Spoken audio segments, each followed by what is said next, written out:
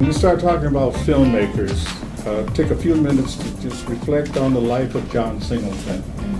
Many of you saw that, right? One of his films. My favorite was always Rosewood. But a lot of people talk about poetic justice in terms of Boys in the Hood, James. But for me, Rosewood captured a moment in African American history, and it should be given the same kind of prominence, the same kind of respect and adoration and criticism of respect coming from people who really praise the hell out of Boys in the Hood and poetic justice, not to demean them at all. This is a special moment for me. It's a memento maravilloso. I mean, just to have this here room for the moment. There's so much history here.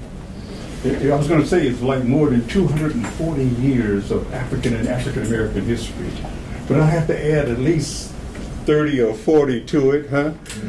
With Dr. Small here, with Charles in the back. Charles Mitchell came in with Dr. Jeffries. But having Woody King, the last name you saw up there, director Woody King Jr. Come up, Woody.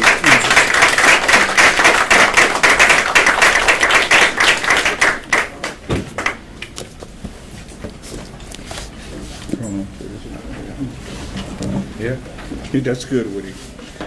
And I had this here fantastic introduction prepared. But Woody King, if you know anything about the theater in this country, the African American theater, its heritage, its prominence, then there's one individual that I've known for virtually all of my politically conscious life, and that's Woody King. I know Woody because of this. I wrote this for you, Woody.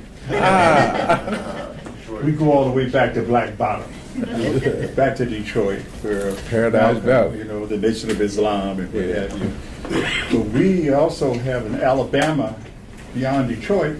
We're both Alabamians, and one of the things I was thinking about having you here with Dr. Jeffries, come on up. Yeah, I like the black seat, so I'm glad that you did that. Just take. You want this here one? Oh, that's good. That's That's good. good. Pull this around. No, that's cool. You can do it. No, you take this. It's comfortable. All right. Brother, pleasure. People just asked me about Leroy. I said, well, Leroy? They said, yeah, the player, Mary Baraka. And I grew up with Leroy. James, pull your seat over there, James, right next to Woody. Okay. I'll stay over here. You got to capture this one, Ken. By the way, gang, Ken Sargent is documenting this for us. He was at the Ruby D. Ossie Davis street naming ceremony, and he was worked with me and Glenn Hunter at the Harlem Gallery Archives that we put together. And we do our best to try to document those particularly momentous moments, in Harlem's history. And I think this is certainly an occasion for that.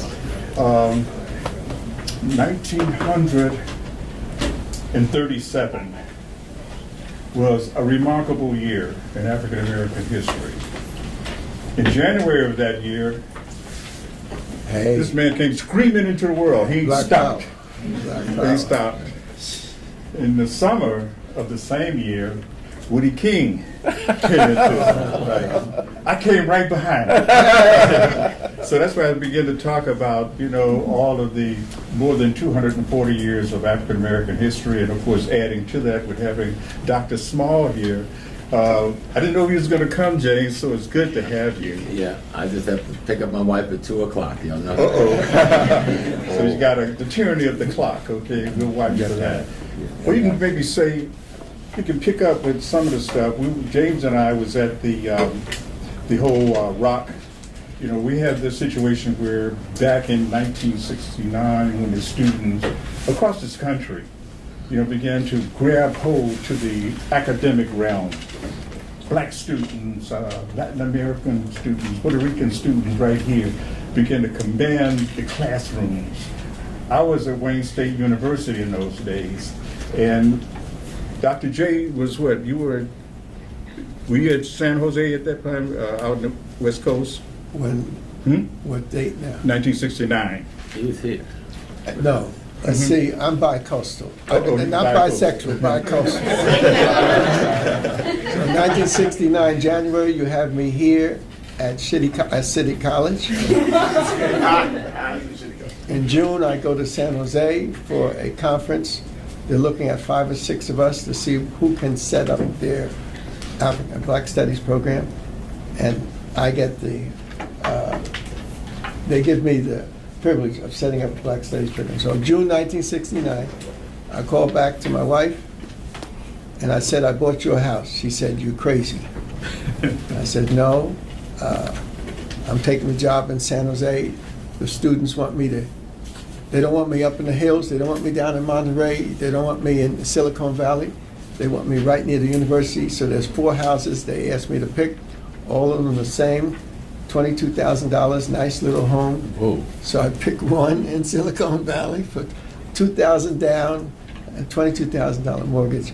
So 1969, I played both coasts, and then I went to Africa during the summer. Then in September, no, I went to Africa part of the summer, but I was in Guyana part of that time. So when you look at Dr. J, you have to see him flying here and flying there. Globally. Even to Puerto Rico is the Dominican Republic. You know, that's a part of our world too. Let me add to that, because I would not be here without his endorsement, without his imprimatur, because the classes that I teach, he taught. The room and I share with my colleagues here, he initiated, inaugurated, set in motion what we understand about Black studies here at City College. He stands synonymous, with struggle. In one of the books, I brought just one book that he's connected, a beautiful essay that he did here with Kwaku Person Lynn called First Word, Black Scholars and Thinkers and Warriors. And I think all of those words apply to Dr. Jeffries, and there's a lengthy bio here. But I'm not gonna take up that time because he can kind of fill in the blanks in terms of his connection with Malcolm X. These are the students who are studying the life and legacy of Malcolm X. I can read it in their faces. They're getting scared about touching that. You can see that. But I know their hearts are ready. Right.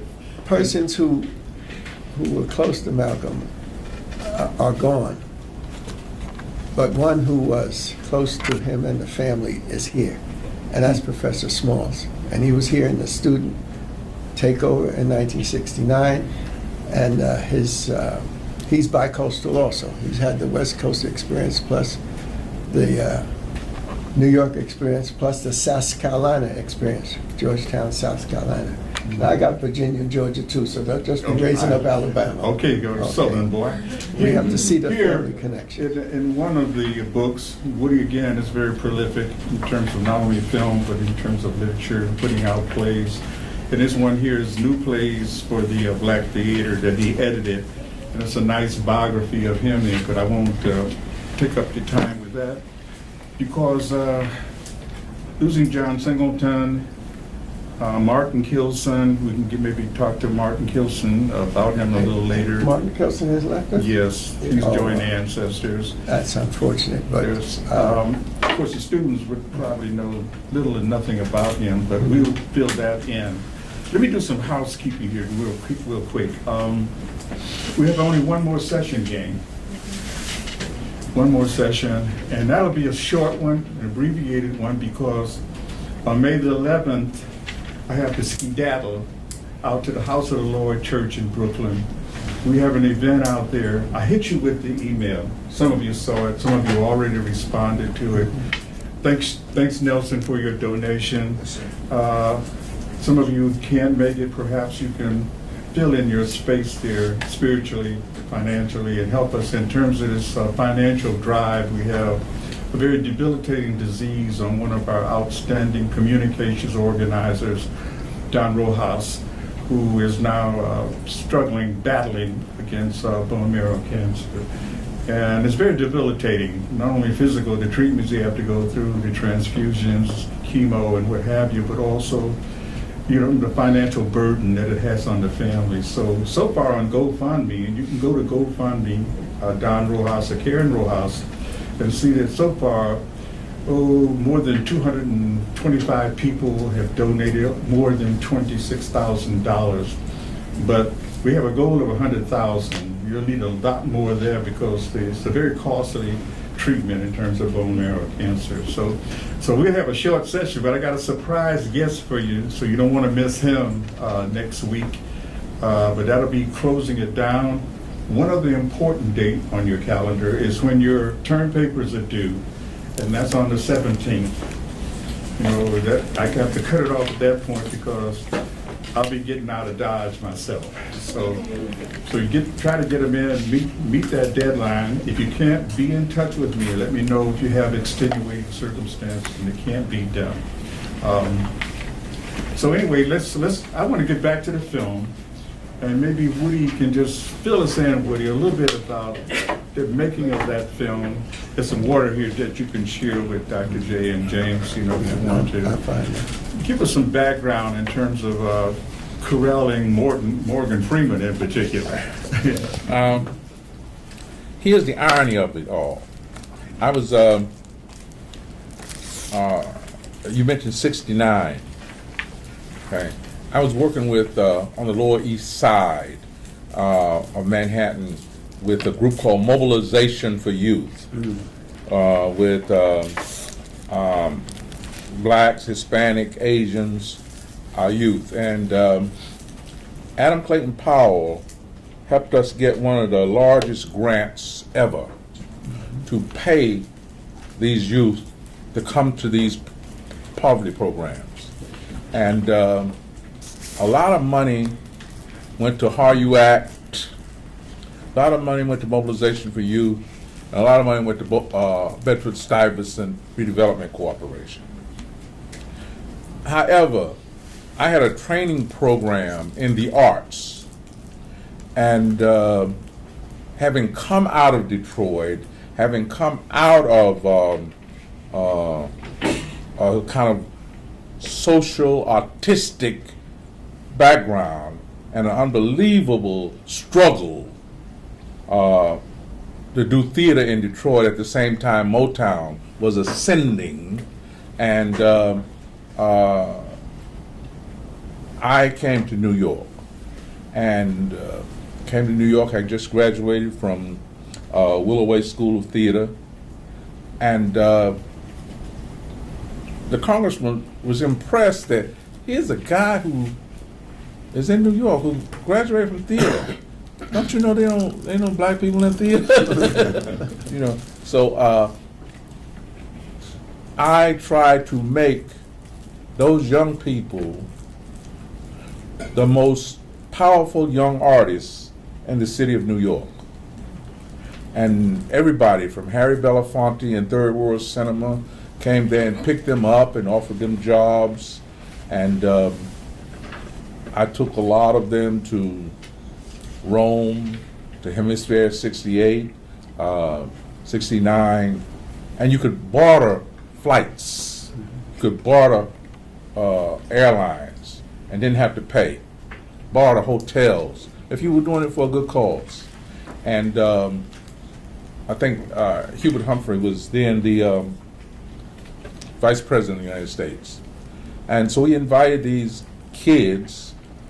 That's what we were. I was like, I think 27, and most of the kids were 18. They captured the imagination of the arts community. Okay, and we got into filmmaking as one of the side organizations, and I wanted to make socially relevant films.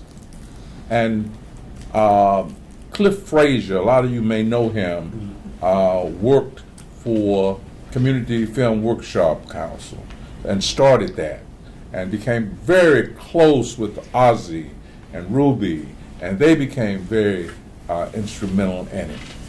Okay, Sidney Poitier became very instrumental in it. What kind of films do you guys want to make? Anti-drug films. We made a lot of short anti-drug films. Okay. Somehow, I got the idea. I wanted to do the research and do a book on Malcolm's assassination. And doing that book, I got so much material, and I still have it. I tried to give it to the library, Schomburg.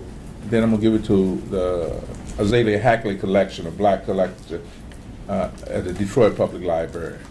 Okay. And out of this material came the idea that Morgan and I would do a play on Malcolm. However, talking to Denzel Washington, it became a three-way thing where Denzel wanted to do the play. He had never done a play of this magnitude. It was he and Elijah parting ways. And Denzel was so specific in developing that Malcolm that he had to play it, and I produced it. Everybody came to see him. It was scary to see him walk into the theater because he would start as Malcolm from getting out of the car to come into the theater, to walk out, to walk into the space. People would actually gasp to watch him develop the character of the glasses, the hat, how he would walk. And it was called When Chickens Came Home to Roost. Spike Lee saw him do that play as a kid in college. 20 years later, Denzel does the film. Okay. And so Morgan and I kept on working because the film that you saw, are filled with subtleties that you cannot do on stage. The look, the people from Africa, the people from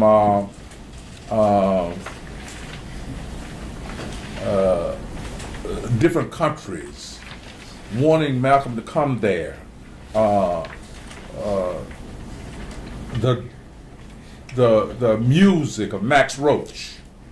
You can't do that on stage. The narration by Ozzie Davis. You can't do that. It's things you cannot do on stage.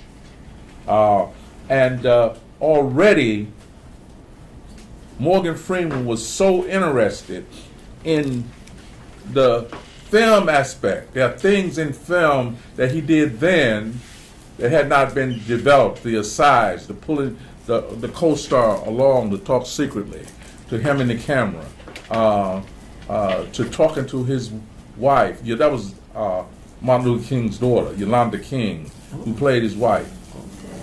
Okay, and that group of people, the waitress in the coffee shop, is Alicia Keys' mother. Okay, the kind of people. Told us that before we saw the film. Okay. There are people in the film. The South African guy, Salado Moretti,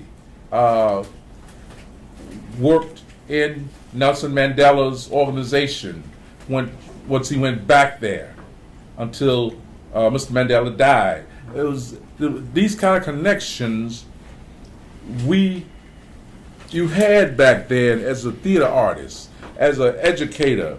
Like, all you had to do was call Salado Moretti. Oh yeah, I'll be there. All Herb has to do is call. The world is beginning to change. Like if you wanted to go to University of Mississippi, a University of Michigan, All we had to do was pick up the phone, and you would be there. If your grades was good, you know what I mean? It was not like a whole kind of unbelievable difficulty reaching people. If you went to Ghana, you went, you know, so I got a hotel in Ghana. And that's where you were going to stay. You know? We have a hotel in Ghana. Yeah, that's what I'm talking about. You know, he said, oh, this is Dr. Small's hotel. Okay, and we'll go to Cape Coast Castle, but we're going to go to and stay in the hotel. That's where we stayed.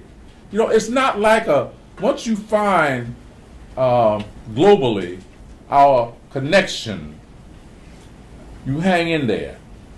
You support with whatever, you know. So, we got ready to make this film, and you'll notice that Herb said the credits are so important. You look at the credits and say, whoa, man, how did you get these people? Deanna McLean. Kim Sizemore. Kim Sizemore. Wow. Yeah, a major American black woman who works in films. Who we took to Africa years ago. Yeah. Yeah. She just celebrated some big anniversary in our life. Okay, so, and Morgan wanted desperately to have a product that he would take into Hollywood to show the kind of films he wanted to make. However, he only made one film, Botox, set in Africa, you know, because after a while, you are, I don't want to say bought off, you are given Academy Awards and you're given so much money to do this film, and you're going to get to your next film soon. But before you can get to your next film,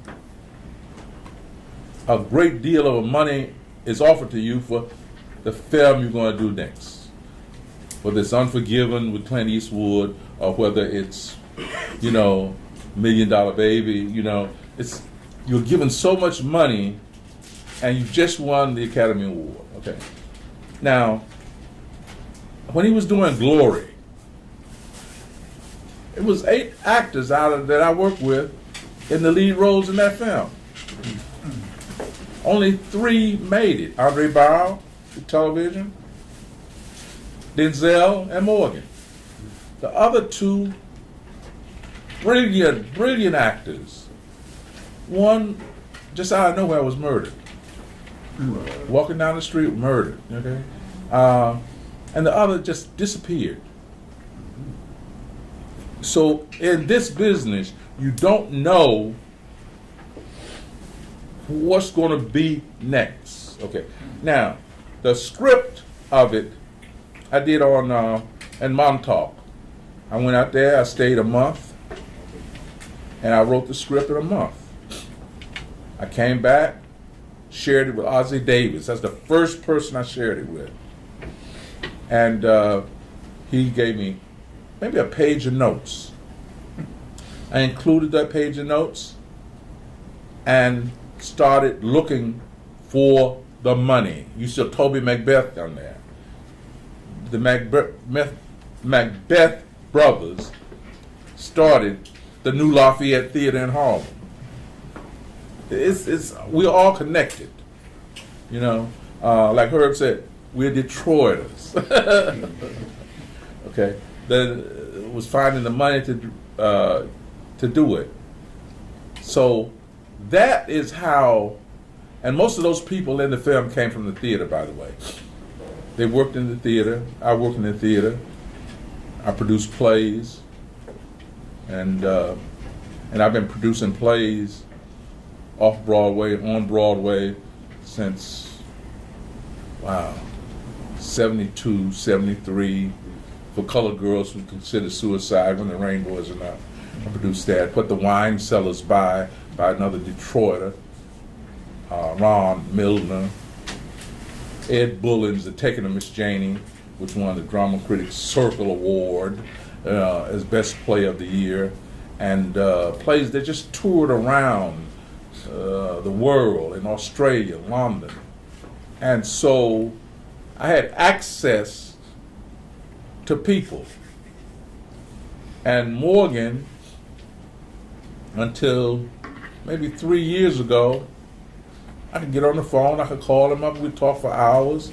He'd come in, while I was sitting here, Glenn Turman called to say, where are you at? And I said, I'm at the class, Dr. Boyd. Where's it at? I said, where you at? I'm in New York. I come up there. I said,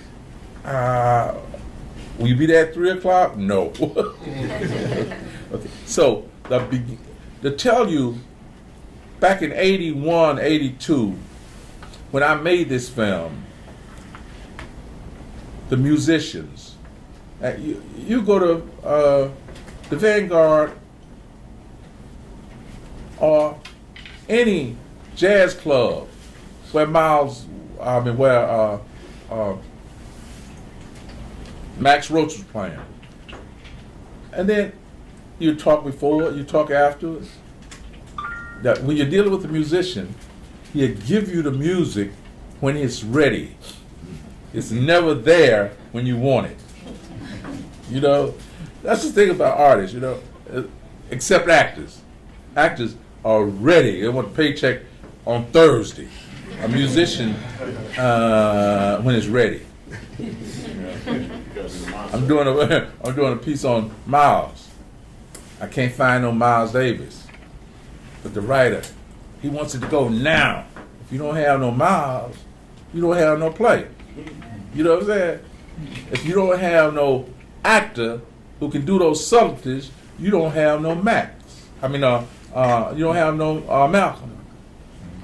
So the chemistry between Yolanda King and Morgan was like amazing. It was just amazing. And Adela Shabazz had Malcolm's daughter, that's his oldest daughter. She and Yolanda had a theater company. And another sister, I forgot who the other sister was. Anybody? There's three with them at that time. Yeah, three. It was three of them. Yeah. Okay. And so I asked Yolanda. Adela called me late one evening, really late at night, and said, I don't want to put a damper on it. But she was putting a damper on it, man. That's the only problem we had in making the picture, because Adela wanted to do that role, the mother. And so it changed from Sunday, February 21st, that was the title of it, to Death of a Prophet. To Death of a Prophet. There was no other problems. Stock footage of the famine in Biafra. The suffering on all these countries, which Malcolm was so hip to, so aware of, that he could not join them in that, making other people suffer like that. They're talking away, and all Malcolm was, that was what I found in my research. Malcolm said, they want me to come and join them and hurting the people of the earth, the suffering. I cannot do that. Even if they give me heads of universities, if they give me all kinds of money. So that's how it started. That's how it started. Yeah. James, you have the clock on you a bit. Kind of pick it up with following the assassination of Malcolm. I think you entered a picture in a very significant way in terms of the Muslim Mosque Incorporated. Maybe you can pick it up and fill us in on that. Well, I met Malcolm originally when I was 16, 1963. And I actually came from South Carolina to meet him because I saw him on television. It's so extraordinary. So I told my mom, I need to meet this guy. So she brought me out here and I met him. And he was passing out flyers against the march in Washington in front of the Food Family Supermarket on 141st and 8th Avenue. Only thing I remember of the conversation, him telling me, go to college, that education will help to free our people. He was very big on education. I would go back to the South. I was in the military. While I was away, he was assassinated. I came home a few months later, became the bodyguard of his sister Ella. And in January '67, I was elected as the imam of the Muslim Mosque, Inc. Went to Mecca in '74, '75. Back in those days, I was El-Hajj, means Shahid. But being the bodyguard of his sister Ella, who was kind of like big sister, mother, we don't hear a lot about her in some of the dialogue. I ended up at Access. It was really weird at first, because Ella, who saw Malcolm as her son, so I got to sleep in Malcolm's bedroom. I wore Malcolm's pajamas. I wore Malcolm's bathrobe. I read Malcolm's notes because everything was there. The books he read was all there. The notes he made was there. And during those years, serving both as bodyguard for her, secretary to her, and to be the imam over that mosque for 11 years, you have to appreciate at this moment in history, we had war. We had war with the Nation of Islam. We had war with elements of the government that we discovered whose involvement was in Malcolm's death. And it was a very traumatic, kind of difficult time. But we all survived it. But what I learned about Malcolm during that period, and Woody, who I know almost as long as I know Sister Ella, he was just absolutely, totally committed to freedom of black people. I mean, he didn't have any waivers on either side. He wasn't unsure in any way. He was clear that people had to be free. And he was clear, as he said, the price of freedom is death. And he was willing to meet that, and he did meet that. I got very close to Sister Betty.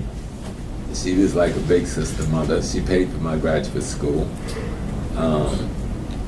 We did a lot together, going to Grenada to Malcolm's mama's home and doing lectures down there and bringing the family together in St. George's. Trying to maintain the legacy. When Malcolm first died, people were too afraid. You couldn't hand him a flyer. I mean, black people had him a flyer with Malcolm's picture on it, they wouldn't take it. Wow. People were frightened.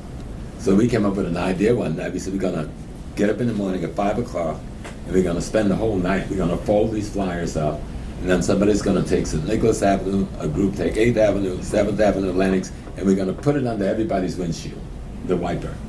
So at least they get to look at Malcolm's face in the morning before they get in their car. But Ella started a pilgrimage on May 19, 1965, to the gravesite of Malcolm, which we've maintained for the last 54 years, and we'll be going on May 19th this year. This is the 54th year. Dr. Jeffries has been with me on it for what, almost 40 years. I got no fooling with you on all these things. But Malcolm's birthday is May 19th. May 19th. The Malcolm around the world symbolizes strength. I've been all over the world, the Caribbean, Africa, all over this country. Malcolm symbolized a strength that I don't see in any other leader in the minds of people. When you say Malcolm X, it's almost a kind of a purity, that people see him without any flaws. And it was me and Dr. Jeffries who sat with the Minister Farrakhan and sort of signed the peace treaty between us and they. We came with a certain amount of brothers from the Sons of Africa, and he came with a certain amount of FOI. We met at the National Black Theater. It was set up by Khalid Muhammad and said the war is over. The past is the past. We have to work for the freedom of our people. And so we moved from there.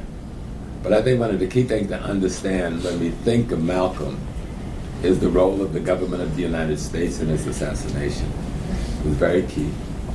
But sometimes we miss the role of the Saudi government, the role of the British government, and the role of the French government, because we sometimes don't cross into that space. But the Saudi government gave thumbs up because they were afraid of Malcolm.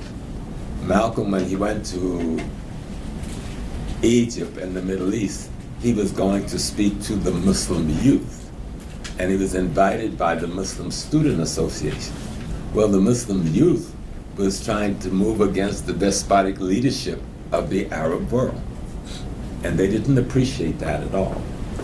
And so those of us who was in the inside, we understood that very well. That day in the ballroom that Woody captured, if you could see that moment in the first 5 moments after he hit that stage, you can see a man in a 3-piece blue suit leaning at his head with a recessive hairline. He was calling himself Richard Jones in those days, and he was from the CIA. Okay. You will see another man walk up to Malcolm, take something out of his pocket, wear a light brown trench jacket, and walk away. That was the list of the names that Malcolm was going to call out as his killers and others. In those few minutes, so much, the room was full of government people.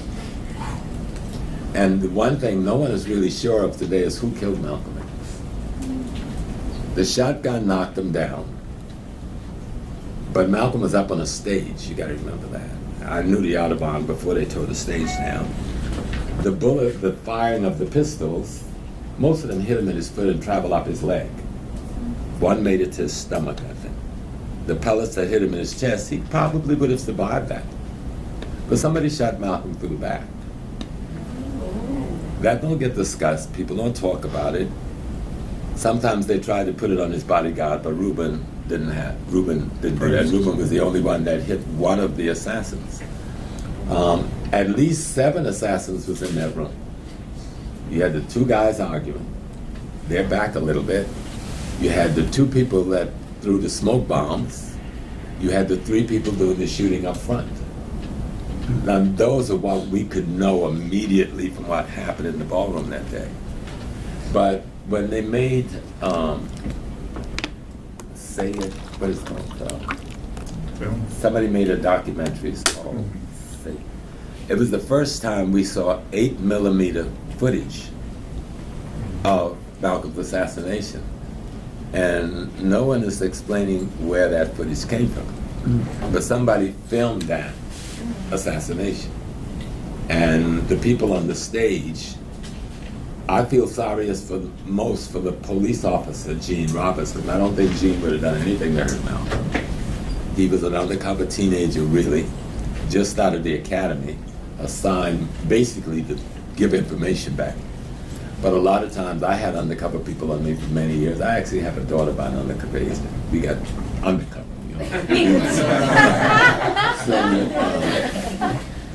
what you'll find is that many of those people get attached to the people they're sent to spy on. Yes.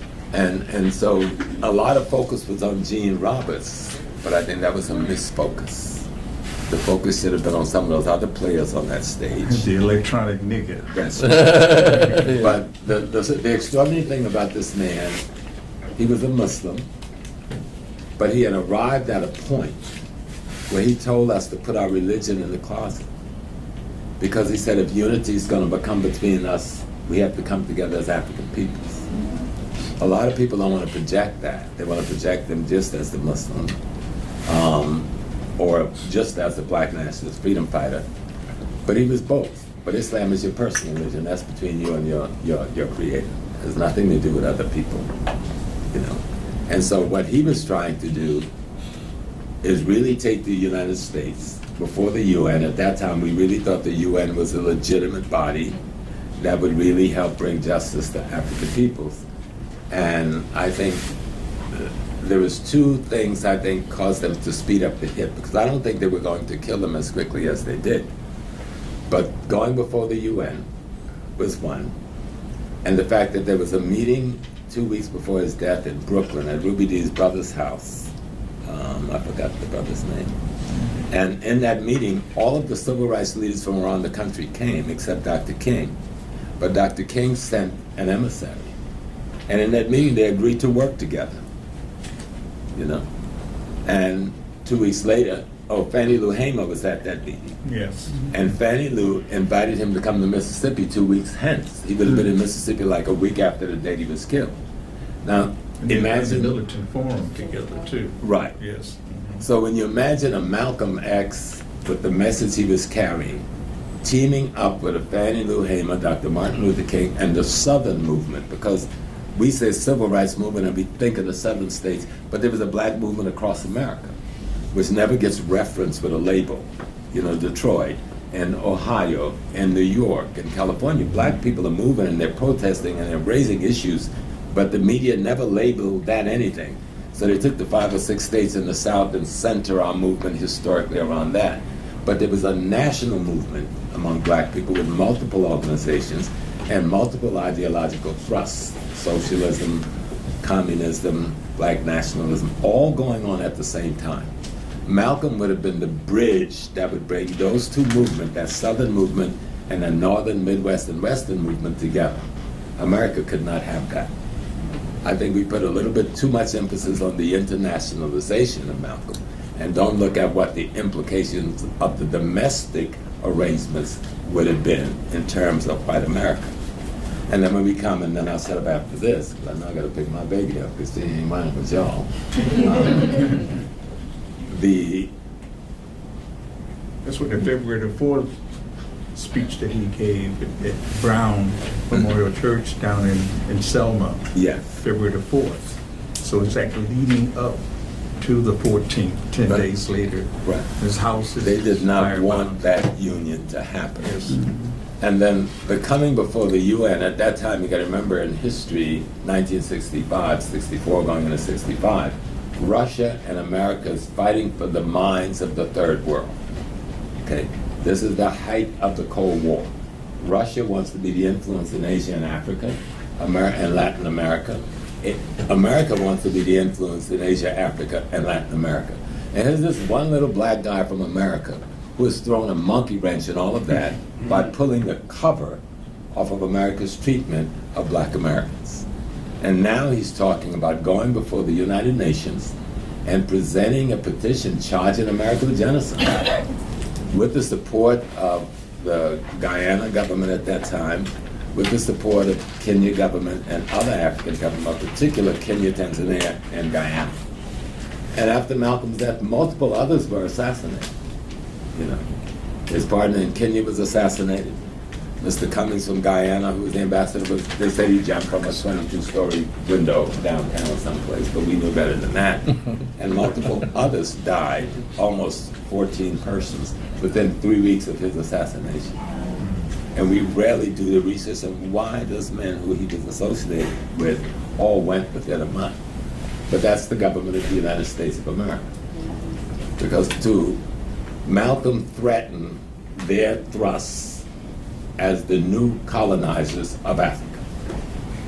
You know, Britain and France was being pushed out, but America was trying to come in. And Malcolm threatened that by exposing the nature of America when it comes to how they treat people of color in America, particularly the African American. James, it's a very interesting segue. Kind of throw it right to the lap of Dr. Jeffries in terms of Malcolm and the African connection. I have a question. Just a second, Keith. Well, As soon as he finishes, you can. these things work out well. At one point, Professor Boyd was, whoa, what's going to happen? They're not here. and then all of a sudden we all fall in place, and so it's a fantastic connection. The creative, literary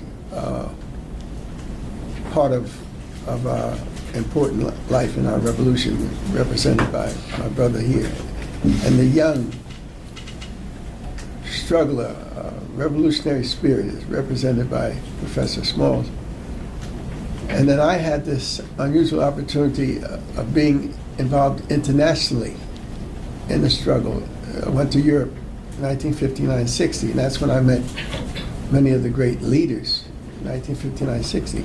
So by the time the death of Malcolm comes, I had been moving around the world from 61, 2, 3, 4. I was all in Africa, all these African nations. Professor Boyd has given us this, with Eliasha, this diary, this journal of his activities.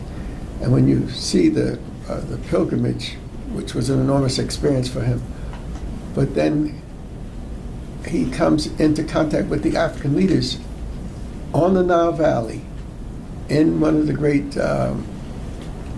ships there. They had many of the African leaders because the Organization of African Unity was formed in 63. And then in 64, they had a meeting in Cairo. And it so happened that Malcolm was there. And the description of him meeting these leaders and whatnot, for me, just was riveting, because at the same time that Malcolm had a chance to meet the leaders on this ship, I had a chance to meet them in their base. I had a chance to meet Sekou Touré in Guinea, because we were planning programs in Guinea, and Nkrumah, Modibo Keita. So the U.S. government did not want unity of the black struggle in the United States, and they definitely did not want to have this black consciousness relate to the African Revolution on the continent. And Malcolm was a bridge to all of that. It's the most fantastic thing that to have this revolutionary spirit moving, linking up with King, not pushing away from King, willing to be right there to take a bullet for King. And that was the biggest fear. But then meeting with Sekou Touré, Ahmed Ben Bella, and Nkrumah, head of Kenya, Kenyatta. I mean, that was an extraordinary bridge over troubled waters. Because I've seen my life as a search for a Pan-African mission that's been a bridge over troubled waters. And for me to even see myself, I'm reading the names of people that Malcolm was meeting. Essien Udom was one of the brothers who struggled for this history. He did one of the first books on the nation. And he comes out of Nigeria. His wife was either African American or Afro-Caribbean. So he was one of those persons that Dr. Clark connected us to. And then to see that he's also meeting, when he was in Ghana, a brother who always carried a manuscript with him. His name was Asa Davis, and he had a manuscript on Ethiopia. He was hooked up with Brazil.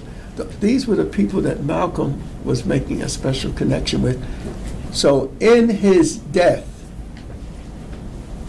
the transformation into African world consciousness is clear. In his death, clarity on the struggle in America becomes clear.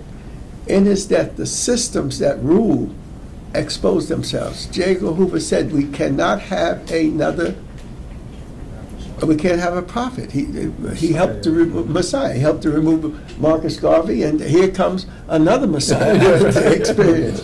And so the fact that he could move through the world with this spiritual power, this revolutionary consciousness, and then leave us this enormous legacy that now we have in classrooms like this. That's the great thing that you are actually experiencing through our brother here. You have to leave, James? Okay. You see how... Give us a parting shot. One thing before you leave. You were talking about, at the Audubon, the late Baba Herman Ferguson, in his book, talks about the yellow light that was flashed in terms of somebody documenting that whole situation. To what extent is that, has no credibility at all for you? No, it does. Like that 8mm footage that showed up when they were doing Make It Plain. That, remember the documentary? Make It Plain, okay. They actually interviewed me for 4 hours, but didn't put anything in there. Yeah. But it was make it plain the first time we saw motion picture footage of the assassination.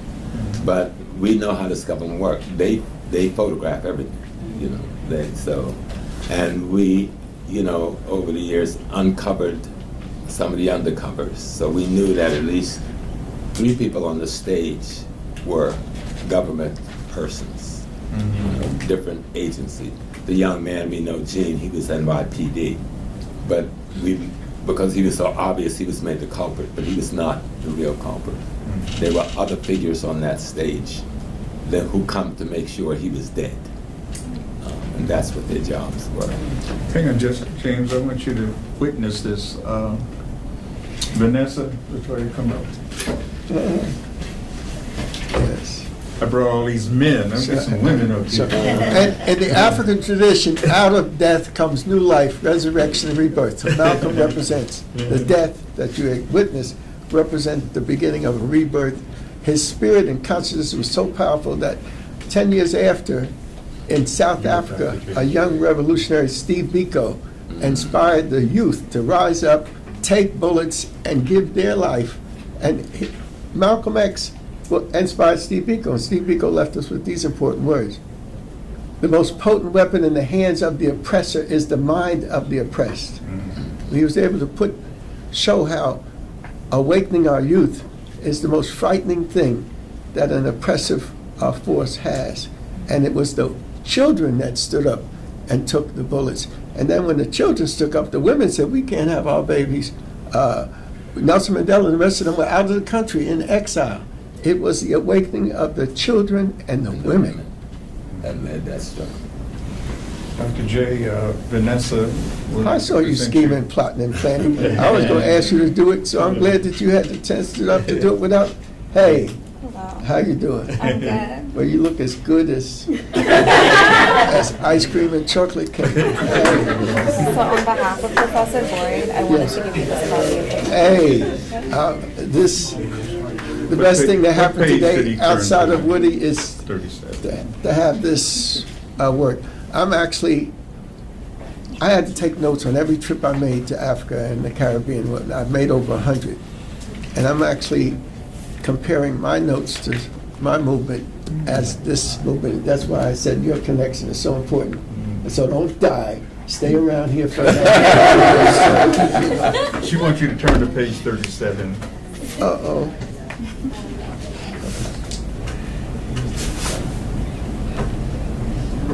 Oh, Yeah, okay, then close it up. oh, yes, yes. I'm here for you, Woody King. This is another one of my fine students, Victoria. Wow. The Diary of Malcolm X. Yes. There it is. And it's real. You can feel him. You can feel his. Woody, turn to page 37. Oh, man. Close it up. James, you got yours coming. I wasn't good. aware you were May coming. I say one other thing? Sure, go ahead, James. Because I'm actually working as a consultant on an Thanks. ABC, it's an ABC Disney piece with, well, not Netflix, but the other big MGM. And we've done 10 episodes already. It'll come out in the fall. It's called Godfather of Harlem. But the subtitle is When the Harlem Underground Meets the Civil Rights Movement. So what I was able to do, they hired me just to do the history of Harlem. I called your son because I was trying to reach out to you back to a couple of years ago. But what I convinced them to do is to tell them you can't do the history of the last 10 years of Bumpy Johnson, 57 to 63 to 68, or 57 to 68, without understanding that in Harlem you got 2 other major figures, Adam Clayton Powell and Malcolm X. So Malcolm X is going to appear in 12 episodes. Whoa. And it's well done. That's Forrest Whitaker? Well, Forrest Whitaker is playing Bumpy Johnson. There's a young African-American brother out of Atlanta, Nigel Thatch. He looks like Malcolm. And he's learned Malcolm. Matter of fact, What's one his day I name? invited Malcolm's nephew there. What's the name of the and- brother you were Oh, talking about? Nigel Thatch. But the nephew had to cry. You just gave away Yeah, I know, I'm not supposed to surprise give for it next week. That's coming. Is Nigel Fast coming next week? Brother Zaire comes next week. Oh, wow. Okay. And so the last Stunning. piece of this is we've got Clifton Davis playing the Honorable Elijah Muhammad. I got the messenger in there too, right? And Clifton looks just like the messenger. He's taller, but when he puts on the kufi and the camera, you don't realize he's that tall. And it's going to be an extraordinary drama, fiction, historical piece. It'll start airing in the fall. So look forward to Clifton's it. back in New York. Clifton, yeah, he's working on some projects up in Connecticut. And I hadn't seen Clifton since 1970 when he got me thrown in jail in LA. It was a good meeting, though. I ran into the set on 152nd. Yeah, we did a number of it up here in Holland. Joe, Thank you, Dr. Well, Boyd. thank you, Jane.